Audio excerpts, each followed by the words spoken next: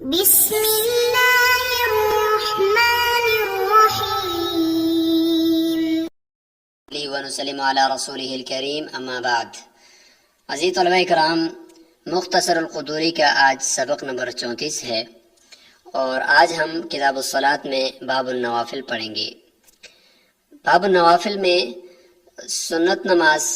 کی جو 5 نمازیں ہم فرض پڑھتے ہیں، ان میں ان سے پہلے یا ان کے بعد جو سنتیں ہم پڑھتے ہیں، تو ان نمازوں کے احکامات اور وہ سنتیں کتنی ہیں، ان میں مؤکدہ کتنی ہیں، غیر مؤکدہ کتنی ہیں، ان کا ہم تذکرہ کریں گے۔ اس کے بعد کچھ نفل نمازوں کے احکامات ہوں گے، تو انشاءاللہ ان کو بھی ہم آج ذرا تفصیل سے ڈسکس کریں گے۔ اس میں مثال کے طور پر ہم یہ ڈسکس کریں گے کہ سنت نمازوں کے احکام تو اپنی جگہ پر بیان ہوں گے، پھر نوافل میں یہ ہوگا کہ قرات اور اس میں رکعات کی تعداد کتنی ہو، دن کے وقت کتنے رکعات ایک سلام کے ساتھ پڑھ سکتے ہیں، اور رات کے وقت کتنی رکعات ایک سلام کے ساتھ پڑھ سکتے ہیں، اس پہ ڈسکس ہوگی۔ ان میں قرات، نوافل کے اندر، سنتوں کے اندر قرات کس طریقے سے کریں گے اس کا ذکر ہوگا، اور قرات کتنی کرنی ہے، اور اس طریقے سے نوافل جب شروع کر دیے جائیں تو پھر شروع کرنے کے بعد اگر فاسد کر دیے جائیں تو وہ لازم ہوتے ہیں یا نہیں ہوتے، تو انشاءاللہ ان سب چیزوں سے متعلق، اور پھر نوافل میں کچھ رخصت بھی دی گئی ہے، تو اس لیے اس رخصت کا بھی تذکرہ ہم آخر میں کریں گے۔ سب سے پہلے ہم عبارت پڑھیں گے، اور اس کے بعد انشاءاللہ حسب معمول ہم عبارت کی تشریح اور باب کا خلاصہ پیش کریں گے۔ باب النوافل۔ السنة في الصلاة أن يصلي ركعتين بعد طلوع الفجر، وأربعا قبل الظهر، وركعتين بعدها، وأربعا قبل العصر، وإن شاء ركعتين، وركعتين بعد المغرب، وأربعا قبل العشاء، وأربعا بعدها، وإن شاء ركعتين. ونوافل النهار إن شاء صلى ركعتين بتسليمة واحدة، وإن شاء أربعا، ويكره الزيادة على ذلك. فأما نوافل الليل فقال أبو حنيفة رحمه الله إن صلى 8 ركعات بتسليمة واحدة جاز، ويكره الزيادة على ذلك. وقال أبو يوسف ومحمد رحمهما الله لا يزيد بالليل على ركعتين بتسليمة واحدة. والقراءة واجبة في الركعتين الأوليين، وهو مخير في الأخريين، إن شاء قرأ الفاتحة، وإن شاء سكت، وإن شاء سبح. والقراءة واجبة في جميع ركعات النفل وفي جميع الوتر، ومن دخل في صلاة النفل ثم أفسدها قضاها، فإن صلى 4 ركعات وقعد في الأوليين ثم أفسد الأخريين قضى ركعتين. وقال أبو يوسف رحمه الله يقضي 4، ويصلي النافلة قاعدا مع القدرة على القيام، وإن افتتحها قائما ثم قعد جاز عند أبي حنيفة رحمه الله. وقال رحمهم الله لا يجوز إلا من عذر.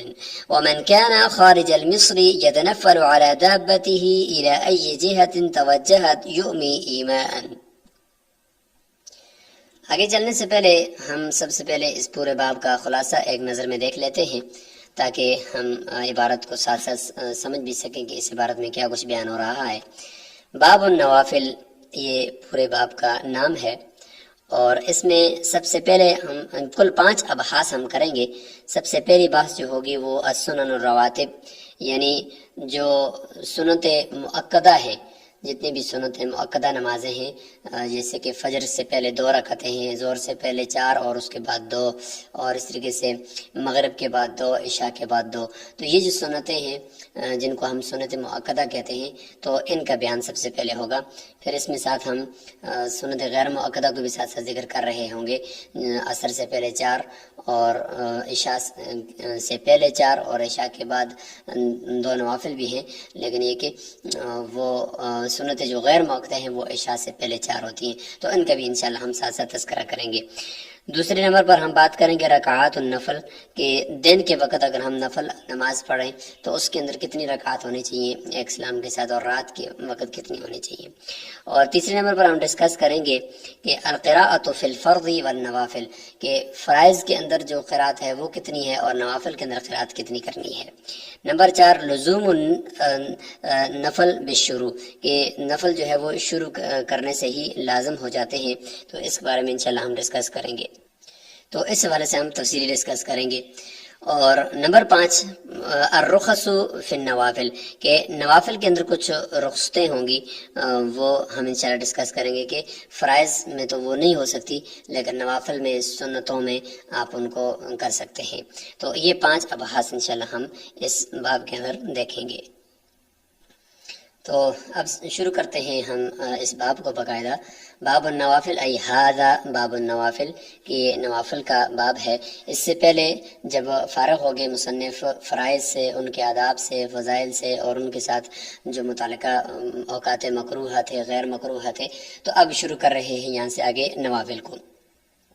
جو کہ نوافل جو ہے وہ فرائض کے لیے مکملات ہوتے ہیں، متممات ہوتے ہیں۔ اور نفل کا لغوی معنی ہی یہی ہوتا ہے کہ نفل ایک زائد چیز کو کہا جاتا ہے، ایک زائد چیز کو۔ تو نوافل کا اطلاق آپ اس حوالے سے سنتوں پر بھی کریں گے۔ دیکھیں نوافل کے اندر ہی السنۃ فی الصلاۃ کو نیچے انہوں نے ذکر کر دیا ہے، تو اس کا مطلب یہ ہے کہ نوافل کا اطلاق سنتوں پر بھی ہوتا ہے، کیونکہ سنتیں بھی فرائض سے ایک زائد چیز ہوتی ہے، اور فرائض کی مکملات ہوتی ہیں، متممات ہوتی ہیں، ان کو مکمل کرنے والی ہوتی ہیں۔ امام ابو زید فرماتے ہیں کہ جو نفل ہے، اور یہ نفل نماز یعنی سنت نوافل جو ہیں، یہ نقصان جو ہوتا ہے فرائض کے اندر ہمارا، کہ کچھ خشوع کے اندر کمی، کچھ خضوع کے اندر کمی رہ جاتی ہے، تو اس کمی کو پورا کرنے کے لیے، اس نقصان کی تلافی کرنے کے لیے یہ مشروع کیے گئے ہیں۔ تو بہرحال ان کا معنی ہی ہوتا ہے ایک زائد چیز، یعنی جو نہ فرض ہو نہ واجب ہو، بلکہ اس سے ایک زائد چیز ہو۔ تو اب یہاں پہ سب سے پہلے جو نوافل ہیں، مطلب ہم ان کو سنتیں بھی کہہ سکتے ہیں، سنتوں کو نوافل بھی کہہ سکتے ہیں، دونوں ایک ہی چیز ہے، لیکن نوافل عام ہے کہ وہ سنت غیر مؤکدہ اور عام جو نوافل ہم نماز پڑھتے ہیں ان سب کو شامل ہے، جبکہ جو ہم نمازوں سے آگے پیچھے جو سنت مؤکدہ پڑھ رہے ہوتے ہیں ان کو سنن رواتب کہا جاتا ہے۔ تو یہ سب سے پہلی بحث ہماری سنن رواتب کے اوپر ہے، کہ وہ سنتیں جو سنت نماز جو حضور صلی اللہ علیہ وسلم نے بغیر ناغہ کیے زندگی میں وہ پڑھتے رہے اور ان کے اوپر مواظبت فرمائی، وہ کون کون سی ہیں، ان کو سنت مؤکدہ یعنی جن کی تاکید آئی ہوئی ہے احادیث میں، وہ کون کون سی ہیں۔ تو اس میں یہ کہ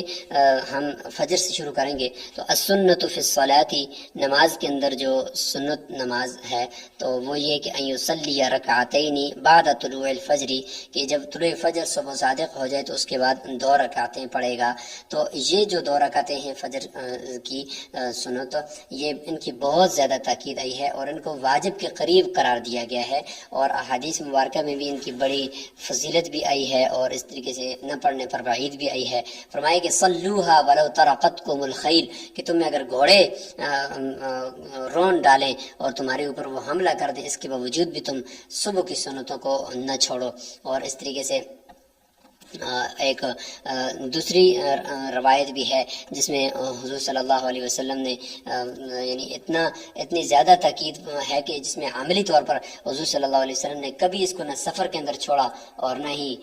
حضر کے اندر چھوڑا، ہر وقت حضور صلی اللہ علیہ وسلم نے ان 2 سنتوں کا اہتمام کیا ہے۔ تو اس لیے ان کو فرمایا کہ ہما خیر من الدنیا وما فیہا، کہ یہ 2 رکعتیں دنیا و ما فیہا کے اندر جتنا کچھ ہے اس سب سے بہتر ہیں۔ تو آپ اندازہ لگائیں کہ یہ کتنی اہم ہے۔ وَأَرْبَعًا قبل الظہر، اور 4 رکعتیں ظہر کے فرائض سے پہلے، وَرَكَعَتَيْنِ بعدها، اور 2 رکعتیں اس کے بعد ہیں۔ یہ بھی سنت مؤکدہ 6 سنتیں ہیں ظہر کی۔ اس میں جو ظہر کی جو 4 سنتیں ہیں پہلے نمبر پر، تو یہ فجر کے بعد ان کا دوسرا مرتبہ ہے، اور ان کی بھی بڑی تاکید آئی ہوئی ہے، اور فرمایا کہ یہ اگر کسی نے بغیر کسی من ترک 4 قبل الظہر، من ترک الاربع قبل الظہر لم تنلہ شفاعتی، ایک روایت میں ہے کہ اگر کسی نے یہ 4 رکعتیں بغیر عذر کے چھوڑ دی اس کو میری شفاعت نہیں پہنچ سکتی۔ تو آپ اندازہ لگائیں گے یہ کتنی اہم ہے۔ اور اس طریقے سے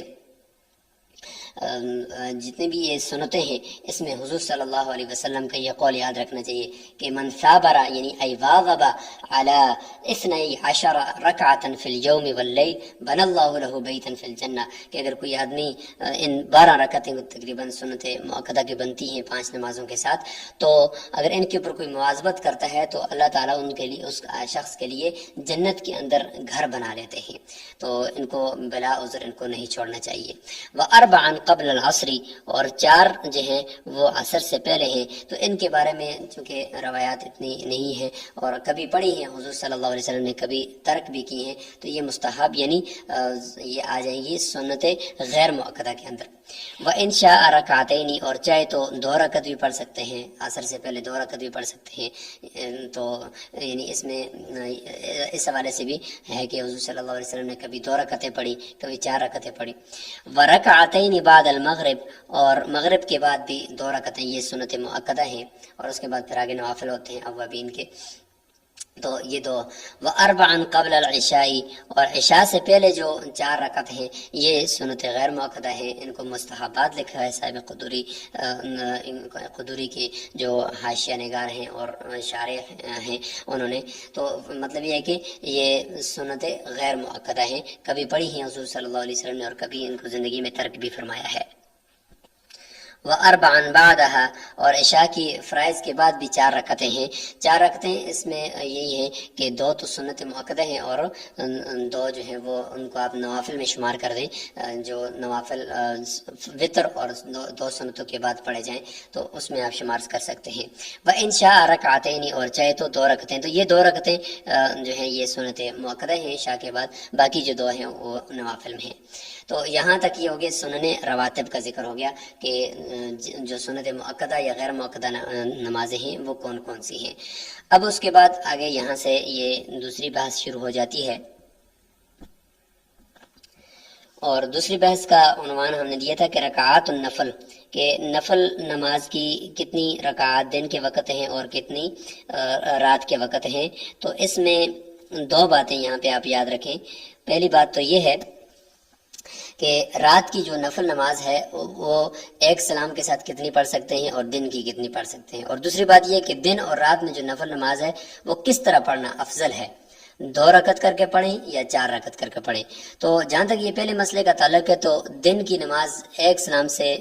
2 اور 4 رکعت بھی پڑھ سکتے ہیں اور اس سے زیادہ پڑھنا مکروہ ہے، اور رات کی نماز میں امام صاحب یعنی امام ابو حنیفہ رحمہ اللہ کے نزدیک 1 سلام سے 8 رکعت تک بھی پڑھ سکتے ہیں، اس سے زیادہ مکروہ ہے، اور صاحبین کے نزدیک 1 سلام سے 2 رکعت سے زیادہ پڑھنا یہ غیر افضل ہے۔ اور دوسرا مسئلہ جو ہے وہ صاحبین کے نزدیک رات میں 2 رکعتیں اور دن میں 4 رکعتیں پڑھنا افضل ہے۔ اس میں جو امام صاحب کا قول ہے آخر میں ہم اسی کو راجح قرار دیتے ہیں، اور علماء کا فتویٰ بھی اسی پر ہے کہ امام صاحب کے نزدیک یہ ہے کہ دن ہو یا رات ہو، دونوں اوقات کے اندر نوافل کی جو ہے وہ 4 رکعت پڑھنا یہ افضل ہے، 4 رکعت 1 سلام کے ساتھ، کیونکہ اس میں ذرا مشقت زیادہ ہے کہ 4 رکعت تک انسان وہ مشغول رہتا ہے، تو اس میں یہ کہ یہ افضل ہے۔ تو ویسے جو اقوال ہیں وہ اپنی جگہ پر، اور راجح جو قول ہے وہ یہ ہے کہ دن ہو یا رات ہو 4 رکعت۔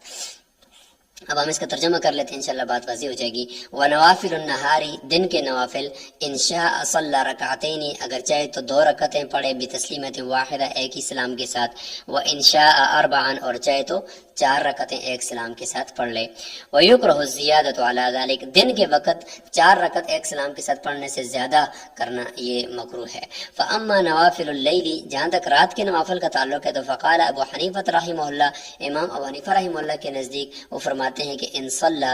8 رکعات بتسلیمۃ واحدہ جازا، اگر کوئی آدمی 1 سلام کے ساتھ 8 رکعات بھی پڑھ لیتا ہے تو چونکہ روایات کے اندر ثابت ہے تو آپ صلی اللہ علیہ وسلم نے اس طرح پڑھا ہے تو یہ جائز ہے۔ وَيُكْرَهُ الزِّيَادَةُ عَلَى ذَلِكَ، اس سے زیادہ کرنا یہ مکروہ ہے۔ وقال ابو یوسف و محمد رحمہم اللہ، صاحبین رحمہم اللہ فرماتے ہیں لا يزيد باللیل على رکعتین بتسلیمۃ واحدہ، کہ 1 سلام کے ساتھ 2 رکعتوں سے زیادہ نہ پڑھے رات کے اندر، 2 رکعتیں 2 رکعتیں کر کے پڑھے، اور جس طرح تراویح کے اندر 2 رکعتیں ہوتی ہیں رات کے وقت میں، تو باقی تو فرماتے اس طریقے سے ہو۔ تو جیسے کہ بتا دیا کہ اس میں جو راجح قول ہے وہ امام صاحب کا ہوتا ہے کہ دن ہو یا رات ہو 4 رکعت نوافل جو ہیں وہ پڑھے جائیں. اس میں ذرا مشقت بھی زیادہ ہے، اگرچہ 2 رکعت کر پڑھنا کی بھی ایک حد تک وہ بھی بہتر ہے کہ اس میں بہت سارے سجدے اور اس میں سلام درمیان میں آ جاتا ہے، درود شریف بھی اس میں آ جاتا ہے. تو ہر ایک کی اپنی اپنی جگہ پر فضیلت ہے، لیکن بہرحال 4 رکعت ایک سلام کے ساتھ پڑھنا یہ سب سے زیادہ افضل ہے. اب یہاں پہ ہم تیسری بحث شروع کرتے ہیں، اور تیسری بحث کا تعلق ہے قراءت کے ساتھ، کہ قراءت جو ہے وہ یہاں پہ اصل میں تو بیان کرنا قراءت جو مقصود ہے وہ سنت اور نوافل کی قراءت ہے، لیکن ساتھ ہی آپ کو فرائض کی قراءت کو بھی بیان کریں گے. تو یہاں پہ یہ جو پہلا جملہ ہے یہ فرائض کی قراءت سے متعلق ہے، کہ فرائض کے اندر جو قراءت آپ کریں گے سورہ فاتحہ اور اس کے ساتھ سورت ملانا، تو یہ کن کن رکعات کے اندر کرنی ہے. تو فرمائے کہ والقراءۃ واجبۃ فی الرکعتین الاولیین، یہ فرائض اور واجبات یعنی وتر آپ ان کو یہ کہہ سکتے ہیں کہ ان کے اندر یہ پہلی 2 رکعتوں کے اندر تو قرات کرنا واجب ہے، فرائض کے اندر خاص طور پر. وهو مخیر فی الاخریین، اور دوسری 2 رکعتیں اگر 4 رکعت والی نماز پڑھ رہا ہے تو دوسری 2 رکعتوں کے اندر قرات کے اندر اس کو اختیار ہے کہ وہ قرات فرض جو ہیں ان کے بعد جو دوسری 2 رکعتیں ہوتی ہیں تو وہ دوسری 2 ہوں یا مغرب کے اندر چونکہ ایک ہی رکعت ہوتی ہے تیسری، تو ان کے اندر قرات احناف کے نزدیک وہ فرض نہیں ہے، بلکہ انشاء قرأ الفاتحہ، چاہے تو سورہ فاتحہ پڑھ لے، و انشاء سکت، اور چاہے تو خاموش رہے، و انشاء سبح، اور چاہے تو 3 مرتبہ سبحان اللہ سبحان اللہ سبحان اللہ کہہ دے، تسبیح پڑھے. چونکہ اس جو آخری 2 رکعتیں ہوتی ہیں فرض کی فرائض کی، تو یہ احناف یہ فرماتے ہیں کہ یہ جو ہوتی ہیں یہ تابع ہوتی ہیں پہلی 2 رکعتوں کے، جبکہ نوافل کے اندر اور سنتوں کے اندر ایسا نہیں ہوتا، بلکہ ان کا تعلق یہ ہے کہ چاروں کی چاروں رکعتیں الگ سے، مطلب پہلی 2 رکعتیں الگ ایک نماز ہوتی ہے اور دوسری 2 رکعتیں الگ ایک نماز ہوتی ہے، پہلا شفع الگ سے اور دوسرا الگ سے. تو اس لیے نوافل کے اندر ہر رکعت کے اندر سورت فاتحہ بھی پڑھنی واجب ہے اور ساتھ ہی سورت کا ملانا بھی واجب ہے، جبکہ فرائض کے اندر ایسا نہیں ہے. جبکہ شوافع امام شافعی رحمہ اللہ فرماتے ہیں کہ چونکہ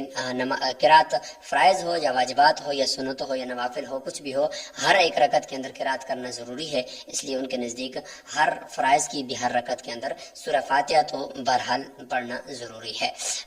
آخری 2 رکعتوں کے اندر ان کے نزدیک واجب ہے. اچھا، والقراءۃ واجبۃ فی جمیع رکعات النفل، فرمایا کہ نفل اس میں سنت بھی آگے کہ ان کی تمام رکعات کے اندر یہ قرات کرنا واجب ہے. اور فی جمیع الوتر، اور وتر بھی چونکہ ایک حیثیت سے یہ نفل نماز کے اندر بھی آتے ہیں، چونکہ فرائض نہیں ہے تو، لیکن یہ کہ ان کی تاکید بہت زیادہ ہے اور واجب کے درجے میں ہے، تو اس لیے صلاۃ وتر کے اندر بھی 3 رکعات کے اندر یہ قرات کرنا بہرحال واجب ہے. چونکہ احادیث مبارکہ سے ثابت بھی ہے کہ تیسری رکعت کے اندر حضور صلی اللہ علیہ وسلم نے قرات فرمائی، سورت میں لائی اور پھر اس کے بعد قنوت پڑھا، تو اس لیے 3 رکعت کے اندر پڑھیں گے. ومن دخل فی صلاۃ النفل، یہاں سے چوتھی بحث باب کی شروع ہو چکی ہے، جس کا تعلق ہے اس سے کہ اگر کوئی آدمی نفل نماز کو پڑھنا شروع کیا اور درمیان میں کسی وجہ سے بھی، چاہے اس نے اپنے اختیار سے اس کو توڑ دیا یا غیر اختیاری طور پر اس سے نماز ٹوٹ گئی، وضو اس کا ٹوٹ گیا، یا یہ کہ تیمم کرنے والا تھا پانی دیکھ لیا اور اس پہ قادر بھی تھا، تو اس لیے یہ جتنے بھی چیزیں ہیں تو اس نے جان بوجھ کر توڑ دی یا اس کے خود ہی ٹوٹ گیا، تو کہتے ہیں کہ ثم افسدہا، اگر داخلہ فی کا معنی ہوتا ہے شروع کیا، داخلہ کے صلے میں جب فی آ جائے تو معنی ہوتا ہے شروع کیا، تو اگر کسی نے نفل نماز شروع کی ثم افسدہا، پھر اس کو فاسد کر دیا یا خود فاسد ہو گئی، قضاہا، اب اس کی اس نے قضا کرنی ہے. نفل شروع کرنے سے لازم ہو جاتا ہے، اور یہ ایسا ہے کہ جیسے کہ گویا کہ ایک نظر اس نے مان لی، تو نظر کا پورا کرنا واجب ہوتا ہے، تو یہاں پہ نفل کا پڑھنا دوبارہ بھی واجب ہے، کیونکہ قرآن مجید میں ہے کہ لا تحبطوا اعمالکم، کہ اپنے اعمال کو ضائع مت کرو. تو یہ عمل بھی ایک عمل ہے، اس کو بھی ضائع کرنے سے بچانا ہے، اور اس لیے شروع کرنے کے بعد اس کو ایسے نہیں چھوڑ سکتے. تو چونکہ یہ ایک ثواب کا کام بھی ہے تو ثواب کے کام کو مکمل کرنا چاہیے اس لیے. اور بندہ جو بھی اپنے اوپر واجب کرتا ہے تو وہ دو طرح سے ہوتا ہے. ایک تو قول سے ہوتا ہے جیسے کہ نظر وغیرہ ہوتی ہے اپنے اوپر لازم کرتے ہیں اور وہ اس کو ادا کرنا پڑتا ہے. اور دوسرا فعلاً ہوتی ہے کہ کسی کام کو شروع کر دیا تو اس کے بعد وہ کام اس کے اوپر کرنا لازم ہو گیا. اور شروع کیسے ہوتا ہے, مطلب شروع کیسے کرنا ہے, شروع کیسے, تو جب تکبیر تحریمہ کہہ دیا اور اس کے بعد رکعت کے اندر کھڑا ہو گیا تو سمجھ لیں کہ یہ رکعت شروع ہو گیا. اب اگر وہ اس کو توڑے گا تو اس کی جو یہ نوافل ہیں اس کے اوپر لازم ہو جائیں گے. اور دوسرا شروع کرنے کا یہ ہے کہ 4 رکعت نفل پڑھ رہا تھا تو یا 4 رکعت سنت پڑھ رہا تھا, درمیان میں 2 رکعت کے بعد چھوٹا قاعدہ جسے ہم قاعدہ کہتے ہیں درمیانی قاعدہ کر دیا. اس کے بعد جب تیسری رکعت کے لیے کھڑا ہو گیا باقاعدہ اور اس کو شروع کیا, اس کے قیام کی طرف کھڑا ہو گیا, تو سمجھ لیں کہ یہ جو دوسرے 2 رکعتیں تھیں اس کو بھی اس نے شروع کر دیا ہے. تو یہ بھی شروع کرنے کے حکم میں ہوں گی. اگر پہلی 2 رکعتوں کے اندر مکمل کر کے قاعدہ کرنے کے بعد تیسری رکعت کے لیے کھڑا ہو گیا تو پہلی 2 رکعتیں تو مکمل ہوگی, دوسری 2 رکعتیں اب اس کے اوپر قضا کرنی ہوں گی. یہی آگے فرما دیا کہ فَإِن صَلَّى 4 رکعات, اگر کوئی 4 رکعات پڑھ لی نہیں ہے بلکہ یہاں پہ یہ صلی کا معنی شرع کہ کسی نے شروع کی 4 رکعات, ٹھیک ہے. پڑھنے کے بعد پھر کیسے اس کو 2 کی قضا کرے گا اور 2 کی نہیں کرے گا, بلکہ یہ کہ اگر پڑھ ہی لی تو پھر تو اس کو دوبارہ پڑھنے کی ضرورت نہیں ہے. اس کا مطلب یہاں پہ شرع کہ اس نے شروع کر دیا 4 رکعات وقعد فی الاولیین, اور پہلی 2 کے اندر اس نے قاعدہ بھی درمیانی کر دیا تو پہلی 2 کا شفع وہ اپنے طور پر الگ نماز ہے وہ مکمل ہو گیا. ثم افسد الاخرین, پھر آخری 2 کو فاسد کر دیا, یعنی تیسری کے لیے کھڑا ہوا اور پھر اس کو فاسد کر دیا کسی وجہ سے, تو فرمایا قضا رکعتین, آخری 2 رکعتیں جو ہیں وہ پڑھے گا. اور یہی مفتبی قول ہے کہ آخری 2 رکعتیں تو قضا کرے گا, پہلی 2 رکعتیں تو مکمل ہو گئی. جبکہ امام ابو یوسف رحمہ اللہ فرماتے ہیں کہ یقضی 4 4 رکعت پڑھے گا, یعنی احتیاط اس میں ہے. وہ احتیاط کے اوپر غور کرتے ہیں کہ احتیاطاً چونکہ ساری نماز ایک ہی ہے تو لہٰذا اس میں 4 رکعت پڑھ لے, لیکن فتویٰ اسی پر ہے کہ آخری 2 رکعتیں پڑھ لے چونکہ پہلی 2 رکعتیں الگ نماز ہے وہ مکمل ہو گئی. وَيُصَلِّ النَّافِلَةَ, یہاں سے 5ویں بحث باب کی شروع ہو گئی ہے. رخص فی النوافل, یعنی نوافل کے اندر کچھ رخصتیں ہیں, چونکہ نوافل نہ بھی پڑھنا انسان کے لیے کوئی ضروری تو نہیں ہے کہ وہ پڑھے, تو پڑھنا کوئی ضروری نہیں ہے, نہ پڑھنا بھی اس کے لیے جائز ہے. تو اگر اس کے اندر کچھ رخصت دی جائے تو وہ تو بطریقہ اولا جائز ہونی چاہیے. وَيُصَلِّ النَّافِلَةَ, نفل نماز کو پڑھ سکتا ہے قاعداً بیٹھ کر, مع قدرت یا القیام, یعنی کھڑا ہونے پر قدرت بھی تھی پھر بھی بیٹھ کر پڑھ رہا ہے, پھر بھی درست ہے. وَإِنِ افْتَتَحَهَا قَائِمًا, اور ایک یہ صورت بھی درست ہے کہ وَإِنِ افْتَتَحَهَا قَائِمًا, کھڑے ہو کر اس نے شروع کی, ثم قعد, پھر اسی رکعت میں بیٹھ گیا یا اگلی رکعت میں بیٹھ گیا, جازا, امام ابو حنیفہ رحمہ اللہ کے نزدیک جائز ہے. وقال صاحبین رحمہ اللہ فرماتے ہیں کہ لا يجوز الا من عذر, کہ عذر کے بغیر نماز کے اندر بیٹھ جانا یہ جائز نہیں ہے. وہ فرماتے ہیں کہ یہ درست نہیں ہے, جبکہ امام صاحب کا قول راجح ہے کہ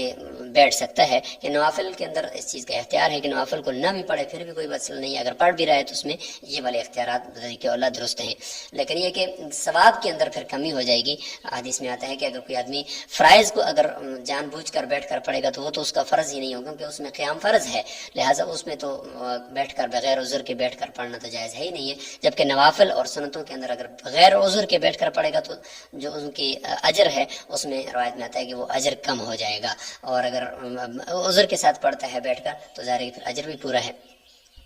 ومن کان خارج المصری, اور یہاں پہ کچھ اور رخصت دی جا رہی ہے نوافل کے اندر, وہ یہ ہے کہ 3 قسم کی رخصت یہاں پہ آپ دیکھ لیں کہ اگر کوئی آدمی شہر سے باہر ہو, شہر سے باہر کی قید لگا دی, چونکہ حضور صلی اللہ علیہ وسلم روایت میں آتا ہے کہ خیبر کی طرف یعنی مدینہ سے باہر تھے, تو آپ جب نماز پڑھ رہے تھے تو آپ کا رخ خیبر کی طرف تھا, قبلے کی طرف نہیں تھا. تو یہ نفل کے اندر ایک رخصت تھی جس میں چونکہ حضور صلی اللہ علیہ وسلم شہر سے باہر تھے تو یہاں پہ بھی یہ شہر سے باہر کی قید لگا دی گئی ہے. اب بھی بہتر یہ ہے کہ شہر سے باہر ہو تو یہ رخصت اس کے لیے ہے. ومن کان خارج المصری, اگر کوئی شہر سے باہر ہے, سفر میں ہے, اگر حضر میں ہے تو پھر تو اس کے لیے یہ رخصت نہیں ہے, باہر ہو تو یہ رخصت ہے. ایک رخصت یہ کہ یتنفل علی دابتہ, کہ وہ اپنے سواری کے اوپر ہی نفل پڑھ لے سواری کے اوپر۔ آج کل جو جدید سواریاں ہیں